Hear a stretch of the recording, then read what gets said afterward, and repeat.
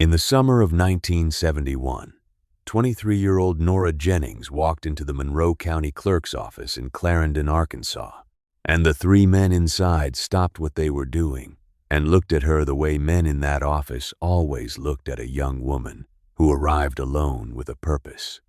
The room smelled of mildew and old paper and the faint, sweet sourness of a coffee pot burning since morning. The clerk, a man named Mr. Pruitt, sat behind a desk stacked with folders, his reading glasses pushed to the end of his nose, and two older men in work shirts leaned against the far wall in the proprietary manner of men who spent their days drifting between this office and the feed store and the hardware porch. They did not stop their murmured conversation entirely when Nora walked in. They simply lowered it. Nora set her canvas bag on the counter. "I'm here about parcel 41, she said. "The Harmon Bottom." Mr. Pruitt looked up over his glasses. He took a slow breath, the kind a man takes when he is working out how to be patient. "The Harmon Bottom," he repeated. "Yes, sir." One of the men at the wall let out a sound that was not quite a laugh and not quite a cough. Pruitt cleaned his glasses on his shirt and put them back. "Young lady," he said, "that piece of ground hasn't been farmable in going on 12 years. The county took it for back taxes in '67. We've tried twice to find a buyer. Nobody came forward. It is not land so much as it is a problem with a deed attached to it." Nora nodded. "I'd like to buy it." Pruitt studied her for a long moment. "It's Muskrat Swamp," he said. "All 118 acres. Every spring the water table comes up and floods it a little longer and drains a little less. The whole bottom is reed beds and cattails and standing water. The muskrats moved in 4 years ago and you cannot walk 50 feet without sinking to your knee. It would take more money to drain it than the cropland would ever earn." "How much is the county asking?" Nora said. Pruitt named a figure so low it was almost an insult to the paperwork. The two men at the wall exchanged a glance, a young woman with more sentiment than sense, about to buy a memory. They were partially right about one thing. The Harmon Bottom had belonged, in a roundabout way, to someone she had lost. Not by deed, but by geography, the land sat adjacent to her late father's small farm, and Calvin Jennings had spent the last decade of his life watching it turn from tired cropland into something the county could not give away, recording what he saw in the leather journal he carried in his breast pocket, the way other men carried a pack of cigarettes. Nora reached into her canvas bag and placed a cashier's check on the counter. She had been saving since she was 19. 2 years at a processing plant outside Little Rock, money set aside each week with the discipline of someone who knows exactly what they are saving toward. The check covered the full amount with almost nothing left over.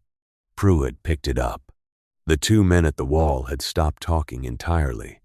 When he finally stamped the papers and slid them across for her signature, he did it with the air of a man completing a transaction he expects to feel vaguely guilty about later. "Miss Jennings," he said, as she tucked the folded deed into her bag, "I hope you know what you're getting yourself into out there." "I believe I do," Nora said. She thanked him and walked out into the Arkansas summer heat, the sole owner of 118 acres of Muskrat-Flooded wetland that the county of Monroe had practically paid her to accept. Let me tell you about her father. Calvin Jennings had farmed a modest 80 acres on the edge of the Grand Prairie for 30 years, and he was not a particularly successful farmer, by any measure the county would have recognized. His yields were average, his equipment was old, and he never expanded. What Calvin had in place of scale or ambition was attention. He was the kind of man who would stop a tractor mid-row to watch a hawk hunt a field mouse, not out of idleness, but because it connected in his mind to 3 other things he had written down 6 months earlier. He kept journals, small leather notebooks filled with his precise handwriting, soil temperatures at different depths, the first sighting of particular insects each spring, the behavior of water after a hard rain. They were not farming journals in any traditional sense. They were the record of a man who had decided to spend his life learning the language of one particular piece of earth.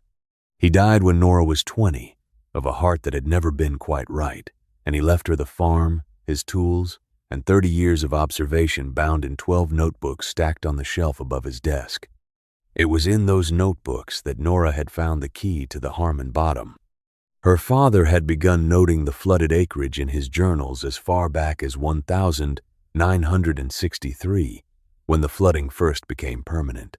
Most neighbors saw the change as simple loss, good cropland drowning under a rising water table. Calvin had watched it differently. He walked its edge every season, looking not at what the land could no longer do, but at what it was becoming. His entries grew more detailed over the years, not more mournful. He noted the arrival of the cattails and the bulrushes, the way the reed beds created still water pockets that bred insects in prodigious numbers. He noted the muskrat's arrival with interest rather than irritation. He sketched rough maps of where the water was deepest, where it ran in slow channels between the reed clumps. And on a page dated September of 1968, he had written something she had underlined in pencil the first time she read it. This bottom is not dead. It is becoming something. The muskrats are here because the food is here, crayfish, frogs, minnows, the kind of insect life you don't see in a plowed field. The water is warm and rich. The question is not how to drain it. The question is what belongs in it. Below that, in a different ink, as if he had returned to the page on a later day, channel catfish. Let me explain what Calvin Jennings had seen, because it is the heart of everything that followed. The men at the county clerk's office looked at the Harmon Bottom and saw a single problem: flooded land. Their solution was a single expense: drain it. Pump it out, cut drainage ditches, bring in fill, start over. The cost of that operation was so far beyond what the recovered cropland would earn that no buyer had ever been willing to absorb it. The land sat. The county kept the deed and wished someone would take it off their hands. What Calvin had understood, and what Nora now understood from his pages, was that the flooding was not the problem. The flooding was the condition that made the solution possible. In 12 years of slow transformation, the Harmon Bottom had become something that commercial catfish farmers in the Delta spent enormous sums of money trying to construct from scratch: a warm, shallow, biologically rich body of water, teeming with the natural food chain that channel catfish evolved to exploit. Crayfish in the reed bed shallows, frogs and tadpoles. Aquatic insects breeding in quantities no grain-based feed program could replicate. Minnows schooling in the quieter pools. Even the muskrats completed a loop. Their constant digging turned up nutrients, aerated the muck, and kept the biological activity of the water at a productive churn. The land wasn't ruined. It had spent 12 years building a catfish farm. Nobody had thought to ask it what it was doing. Nora's plan, drawn from her father's notes and 2 years of research, was elegant in the way that the best plans are. It worked with what was already there. The Harmon Bottom was not one uniform body of water. It was a dozen or more shallow, disconnected pools separated by ridges of reed and cattail growth, old fence lines, and the remnants of the original field contours. Her task was to connect them, not to fight the water, not to drain a single acre, but to dig channels between the existing pools and shape them into a series of linked ponds that water could move through in a slow, continuous circuit, one flowing into the next, carrying oxygen and nutrients and the constant replenishment of a living system. She had no money for equipment. She had a long-handled spade, a mattock, a pair of rubber waders, and the maps her father had drawn of the bottom's natural contours. She started digging in September, when the summer water levels were at their lowest and the worst of the mosquito season was past. The work was unlike anything Nora had done before, even accounting for 2 years at the processing plant. The muck at the bottom of the reed pools was a cold, black, sucking material that had a smell both ancient and alive, the smell of decomposition and fertility combined. She sank to her thighs on her third day and spent 20 minutes working herself free. She fell twice in the first week, landing face down in shallow water and coming up muddy and cold, and, after a moment, laughing out loud at herself because there was nobody there to see it, and because her father's journals had warned her about exactly this. She dug 4 channels that first autumn, connecting the largest pools into a rough circuit, following the natural low lines her father had mapped, not trying to shape the entire system before she understood how water moved through this particular piece of ground.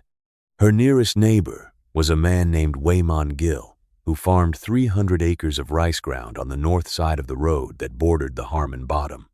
He was sensible and matter-of-fact, and he watched Calvin's daughter with something between concern and resignation, a solitary figure moving through the reed beds, disappearing up to her waist in the channels she was digging, reappearing with a load of black muck in a wheelbarrow she'd push along the plank pathway she'd laid across the wetter ground. He mentioned it at the co-op. "I don't know what she's building out there," he told a group of men waiting for their feed order, "but she's building something." The men shook their heads with the comfortable certainty of people who have already decided the outcome. "She'll get tired of it. Money runs out, she'll come to her senses." They were not unkind men. They simply could not see the engine her father had spent 10 years documenting. The first winter was hard. Nora lived in the farmhouse on her father's land with her uncle's family, tending the channels through the cold months, reinforcing the dug banks, learning how the system drained and refilled as the winter rains moved through. She had no income. She filled her own notebooks with what she observed. Water temperatures at different points in the system, where the crayfish concentrated in the coldest months. The behavior of the reed warblers that had moved in along the eastern margin, which her father had taught her, were a reliable index of what was happening below the surface. By the second spring, she had connected 7 natural pools into a working circuit. The water moved, each pool slightly higher than the next, the flow powered by nothing but the natural topography Calvin had mapped. The water that moved through the system was not the dark, stagnant water of the old isolated pools. It was clearing. She could see the bottom in the shallower sections for the first time, and aquatic plants she had not put there were establishing along the margins. "Let me stop and ask you something. Have you ever spent 2 years doing something nobody around you believed in, with no evidence yet that you were right, drawing your confidence from nothing more than a dead man's notebooks?" That is where Nora Jennings stood in the spring of 1973, shin deep in black muck, watching water move through channels she had dug by hand, with a head full of catfish she hadn't bought yet, and a bank account that had exactly enough left to buy them. That summer, she contacted a hatchery in Stuttgart and arranged for 2,000 channel catfish fingerlings to be delivered in oxygenated tanks. The driver pulled his truck to the end of the plank pathway and looked out at the reed beds and the channels and the wide, shallow ponds beyond. "You sure this is where you want them?" he asked. "This is exactly where I want them," Nora said. When she released the fingerlings into the central pond, they disappeared instantly into the green-tinged water. 2,000 silver darts swallowed by the richness of what was waiting for them. Nora stood on the bank for a while, watching the rings fade, feeling the particular mix of exhilaration and terror that arrives at the moment when you have done everything you can do and the outcome is now in the hands of something larger than yourself. The private doubt came in the summer of her 4th year, and it came hard. July had turned into a brutal, airless heat that pressed down on the Arkansas bottomland like a lid on a pot. The water temperature in the shallower sections of her system climbed to levels she had not planned for, and she lost fish, not all of them, not even most, but enough that she could see the deaths at the margins in the early morning, and each one was a calculation of money and time and belief. Waymon Gill saw her standing at the edge of the South Pond one hot evening, very still, looking at the water. He came to the fence line the next morning. "Lost some fish," she said, before he spoke. He had watched her work this place for 4 years and still did not fully understand what she was doing, but he understood work and the quality of what she had put into this place. "Your daddy ever lose something he was building?" he asked. Nora almost smiled. "All the time," she said. He wrote about it. That evening, she brought her father's journals to the kitchen table. He had written about failure with the same careful attention he gave to everything else. A crop that didn't come. A wet spring that drowned his soybean rows. In each case, what he had written was not despair but observation. And in the margin of one page, "The land does not punish you. It teaches you. Pay attention." She went back the next morning and built shade structures over the shallowest sections, salvaged lumber and wire mesh, low roof lines that cut the direct sun from the most vulnerable water without blocking the airflow. By August, the temperatures in those sections had dropped enough to stop the losses. She sat with what she had and learned its limits, the way her father had always counseled. The first real signs that the system was doing what she had asked came that autumn, when she began netting samples and weighing what she caught. The channel catfish that had gone in as 3-inch fingerlings 18 months earlier were approaching 2 pounds. She had expected one. The growth rate told her what she already believed, but needed confirmation to trust. The natural food chain was so dense and continuously productive that the fish were eating far beyond what any grain ration program could deliver. The whole biological engine her father had watched assemble itself over 12 years was running at full power, and the catfish were converting its output the way they had evolved to do, efficiently and without complaint. She harvested her first commercial batch in the spring of 1975, 4 years after buying the land. She had contacts through the extension office and a man in Stuttgart who processed catfish for restaurant accounts. She brought her first load to his facility and watched him weigh and grade the fish. He held one up, looked at it, put it down, picked up another. "Where'd you say these came from?" "The Harmon Bottom," she said. "Outside Clarendon." He turned the fish in his hands and looked at the flesh color where he had made a small cut. "These aren't eating pellets," he said. It was not a question. "They're eating whatever's in the water," Nora said. He named her a price above the standard rate, meaningfully above it. "I can sell clean-tasting catfish," he said, with the flat pragmatism of a man whose entire interest was in what the market would bear. Clean-tasting catfish is what these are. Word of the Harmon Bottom catfish reached the region the way word of quality always travels, unstoppably. A restaurant buyer in Memphis heard about them from the processor. A purchasing agent for a hotel kitchen in Little Rock followed. Within 2 years of that first commercial harvest, Nora had more buyers than fish to sell.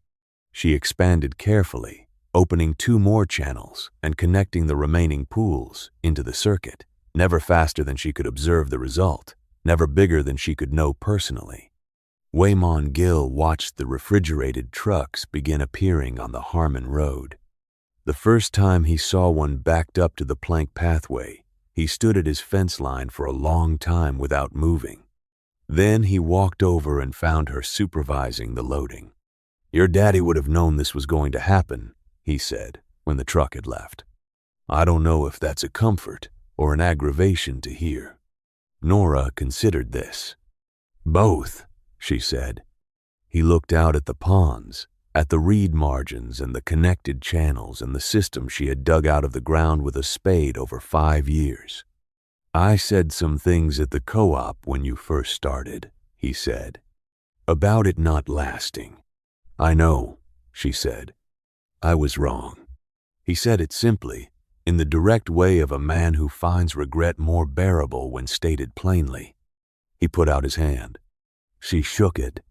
Then Wayman walked back to his rice ground and Nora went back to work. The acknowledgement she had least expected came about a year later, On an ordinary Wednesday morning, when a county vehicle she recognized pulled slowly down the Harmon Road and parked at the edge of her property, Mr. Pruitt got out.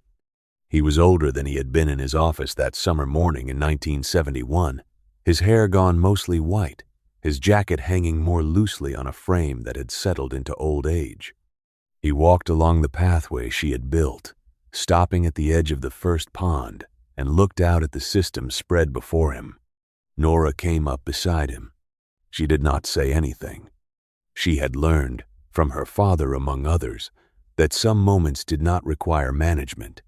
Pruitt looked at the water for a long time. He looked at the reed margins still standing on the far side, the muskrat lodge visible in the cattails, the wide surface of the central pond in the morning light. He looked at the small building she had built for processing, at the rack where she dried nets, at the hand-lettered sign nailed to the fence post, Jennings Catfish. By appointment. "I told you it was a problem with a deed attached to it," he said finally. "You did," Nora agreed.